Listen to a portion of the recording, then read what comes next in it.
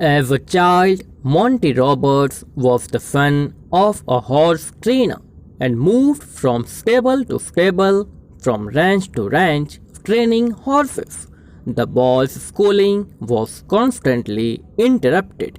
One day, when he was a senior, his teacher asked him to write about what he wanted to be when he grew up. He did not hesitate and wrote a 7-page paper about his aim to be an owner of a horse ranch. It was a detailed paper with the location of buildings, stables, and even a house plan. 2 days later, he received his paper back with an F on the front page. After class, he asked his teacher why he received such a low score.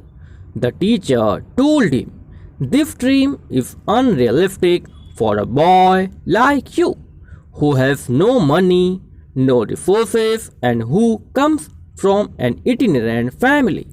There is no possibility that you will reach this goal."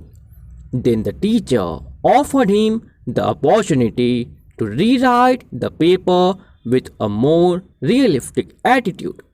The boy went home and asked his father how he should respond.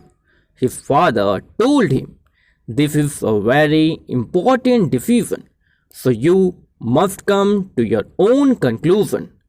After several days, the boy brought the same paper to his teacher.